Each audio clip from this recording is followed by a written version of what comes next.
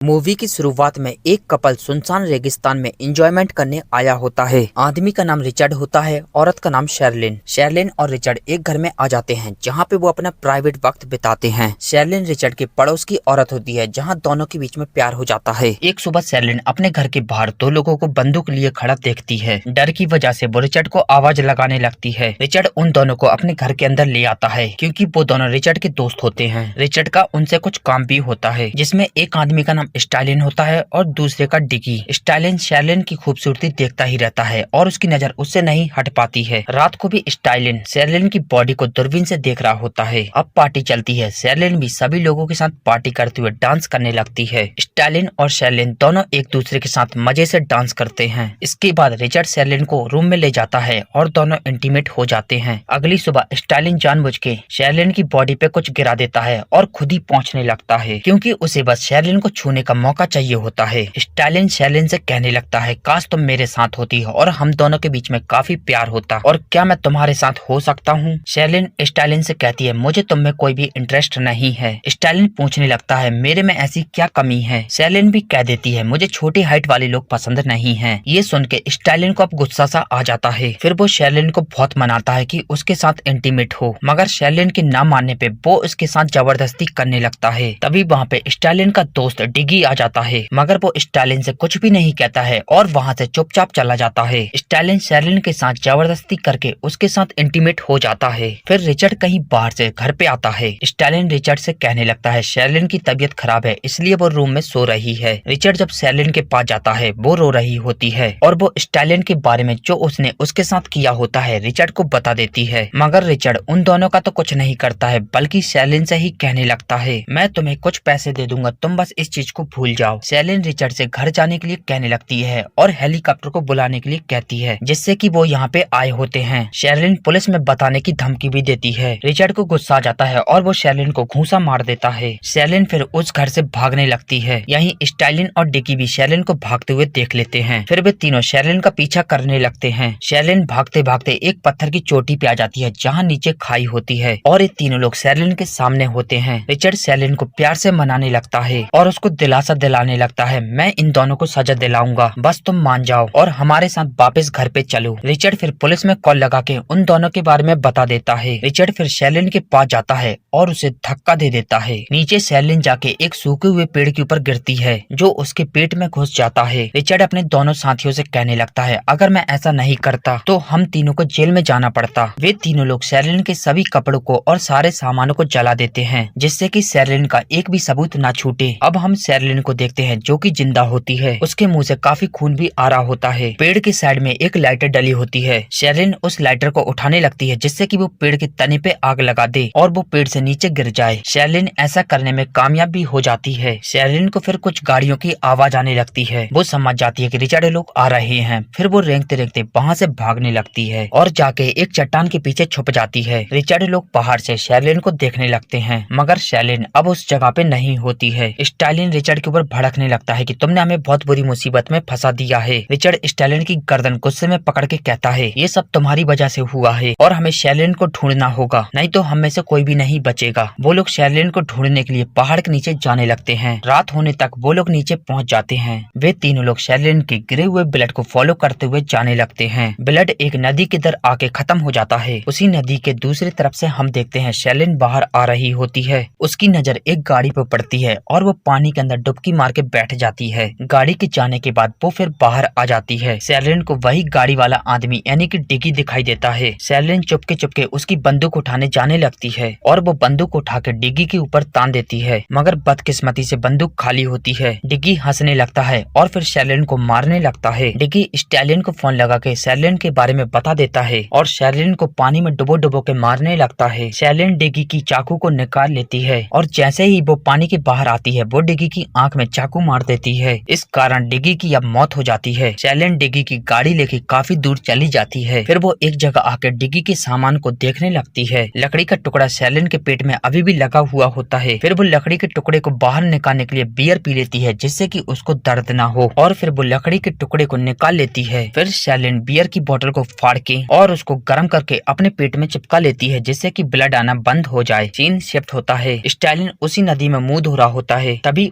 उसके सामने डिगी की बॉडी आ जाती है। रिचर्ड समझ जाता है कि डिगी को शैरलिन ने मारा है। रिचर्ड गुस्से में स्टैलिन को एक घूंसा मार देता है, क्योंकि ये सब जो भी हो रहा होता है वो स्टैलिन की वजह से हो रहा होता है। दूसरी तरफ शैरलिन को भी हेलुसिनेशन होने लगता है कि रिचर्ड ने उसको मार दिया, मगर फिर वो एकदम से होश में आती है। अब वो उनसे बदला लेने के लिए बिल्कुल रेडी हो जाती है। शैरलिन दूरबीन से रिचर्ड लोगों को देखने लगती है। शैरलिन को दूरबीन में कांच द्वारा रिफ्लेक्शन दिखाई देता है। ये रिफ्लेक्शन स्टैलिन के मिरर देखने की वजह से आ रहा होता है। शैरलिन स्टैलिन का पीछा करते हुए उसके पास आ जाती है और दूर से ही बंदूक से उसके ऊपर निशाना लगाने लगती है। शैरलिन उसके सर पे गोली मारना चाहती थी, मगर गोली जाके उसके कंधे पे लगती है, और क्योंकि शैरलिन ने पहली बार गन चलाई होती है जिस वजह से वो भी नीचे गिर जाती है। इसके बाद शैरलिन स्टैलिन के ब्लड को फॉलो करते हुए उसके पीछे जाने लगती है। रास्ते में स्टैलिन अपने घाव को मोजे से बांध लेता है, और क्योंकि अब स्टैलिन का ब्लड नहीं गिर रहा होता है, शैरलिन को भी पता नहीं चलता है कि स्टैलिन कहाँ गया। स्टैलिन एक जगह खड़े होकर शैरलिन के ऊपर निशाना लगाने लगता है, मगर उसका निशाना शैरलिन के कान को छूकर निकलता है। फिर वो शैरलिन को बार बार गोली से मारने लगता है। शैरलिन भी तेजी तेजी से वहाँ से दौड़ने लगती है। रास्ते में शैरलिन अपनी टॉर्च के कांच को तोड़ देती है। शैरलिन का पीछा करते हुए वो कांच स्टैलिन को लग जाते हैं। स्टैलिन बड़ी मुश्किल से उन कांचों को बाहर निकाल लेता है। फिर वो अपनी गाड़ी उठा के वहाँ से जाने लगता है, मगर रास्ते में बंदूक लिए शैरलिन उसका इंतजार कर रही होती है। शैरलिन को सामने देख स्टैलिन भी शैरलिन को मारने के लिए गाड़ी को तेज भगाने लगता है। शैरलिन स्टैलिन के ऊपर बहुत फायर करती है, मगर वो बचता रहता है। मगर आखिरी फायर जब स्टैलिन शैरलिन के बिल्कुल पास आ गया होता है, वो जाके स्टैलिन को लगता है और स्टैलिन की वहीं पे मौत हो जाती है। दूसरी तरफ रिचर्ड भी अब घर जाने लगता है। घर में उसको किसी के आने की आवाज आती है। फिर वो बंदूक लेके बाहर निकल जाता है, मगर उसको कोई नहीं दिखता है। फिर वो घर पे लौट आता है। अब मगर उसके सामने शैरलिन खड़ी होती है, जो कि उसी के ऊपर बंदूक ताने होती है। शैरलिन रिचर्ड के पेट में एक गोली मार देती है। रिचर्ड अधमरी हालत में वहाँ से भाग जाता है। शैरलिन रिचर्ड के ब्लड को फॉलो करते हुए जाने लगती है। रिचर्ड अपने घाव को पन्नी से लपेट लेता है जिससे कि खून ना बहे, और फिर दोनों एक दूसरे को ढूंढने लगते हैं। शैरलिन रिचर्ड के खून से फिसल के नीचे गिर जाती है। तभी वहाँ पे रिचर्ड आ जाता है और शैरलिन को मारने लगता है। शैरलिन रिचर्ड के घाव को पकड़ लेती है और फिर उसे बंदूक से शूट कर देती है। शैरलिन के बदले के साथ ये मूवी समाप्त होती है।